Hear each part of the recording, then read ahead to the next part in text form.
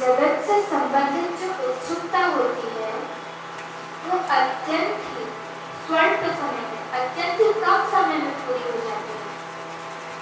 जगत से संबंधित जो इच्छाएं होती है, जो व्याकुलता होती है, उत्सुकता होती है, वो जल्दी समाप्त हो जाती है, प्राप्ति के बाद जल्दी विसर्जित हो जाती है।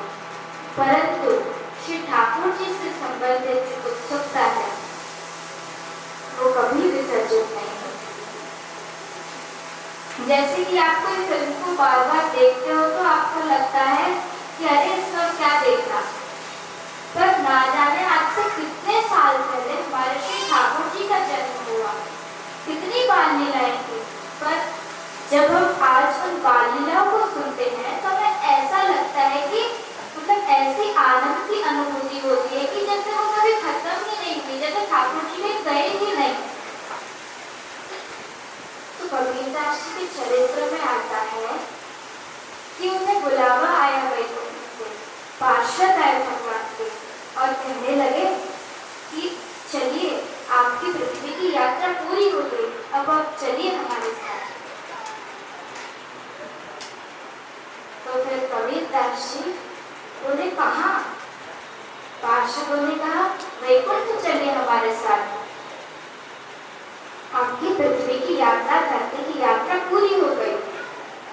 जब कबीरदास जी ने सुना कि वैकुंठ ले जाने आए हैं तो रोने लगे, राम बुलाया भेजिया दिया कबीरा रोए।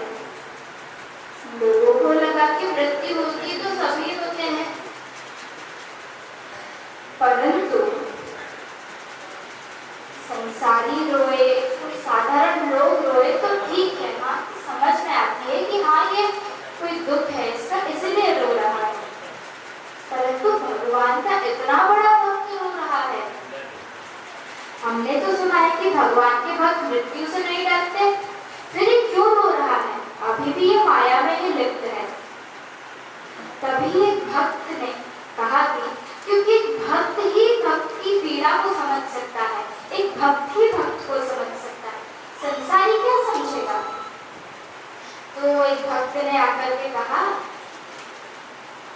कि नहीं नहीं ऐसा नहीं हो सकता, कोई तो कारण होगा उनके रोने का। तब सबने जाके कबीरदास जी से पूछा कि आप क्यों रो रहे हैं, क्या दुख है आपको, क्या कष्ट है। तब कबीरदास जी कहते हैं कि राम बुलाया भेजिया दिया कबीरा रोए, जो सुख है सत्संग में सो सुख वैकुंठ न होए। बाबा कबीर कह रहे हैं कि मैं इसीलिए रो रहा हूँ कि मुझे वैकुंठ ले जाने आए,